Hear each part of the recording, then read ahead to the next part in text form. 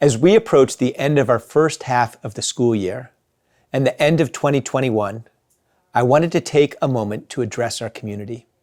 Even though our students have experienced an incredibly rich and meaningful term and have grown in all the ways a normal year would entail, I want to acknowledge the sense of loss and frustration that many parents have been feeling as we navigate year 3 of COVID. Let me say what we all feel. I'm tired of COVID. The teachers are tired of COVID. Parents are so over it. We are ready to move on.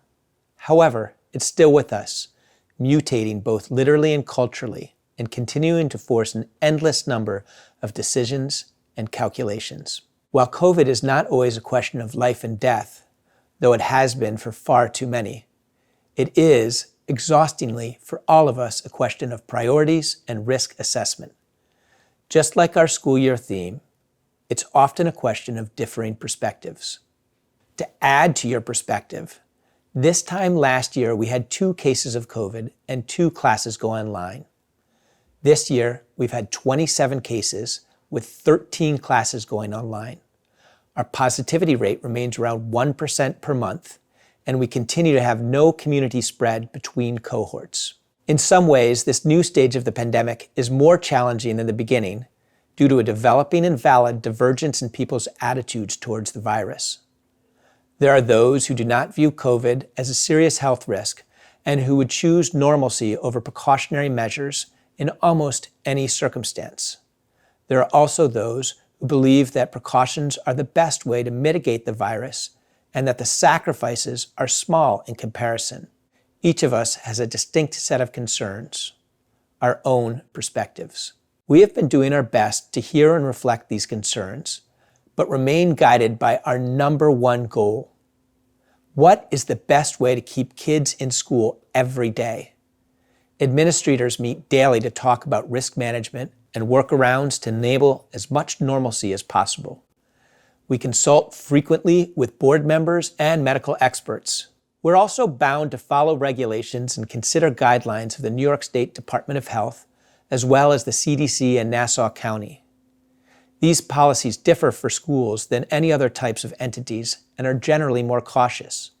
Believe me, as soon as their policies relax, Greenvale will follow suit. Behind every decision we make, there's an extensive consideration of all implications and all alternatives. However, I need to acknowledge that in communicating some of our decisions, we've not always been as thorough. Some of you have asked for more detail. This may have given the impression of inconsistency or lack of transparency. This is an area that is fortunately easy to address. We can and will communicate more. So, in general terms, what factors influence our decisions? As mentioned, it's a constant weighing of priorities and risks and trying to have both normalcy and safety. What are our priorities? Education and program continuity, health and safety, and sense of community. What risks do we weigh? Positive cases creating educational disruption, people getting sick, impact on families when children can't go to school. In listening to all of your concerns and ideas, I'm encouraged by an enduring sense of common purpose. This is a community that has always put their children first and who believes in the vision of educational excellence that Greenvale offers. We are so much more than COVID and a set of temporary policies. We are the school that gives children a second home. We are the school that cares enough to bring out the very best. We are the school that makes it safe to take on challenges, safe to fail, and safe to be yourself. We are the school that finds ways to support others, that celebrates all types of accomplishment, and that gives everyone a sense of belonging. We are a school full of love. So happy holidays, and here's to our future as one Greenvale community.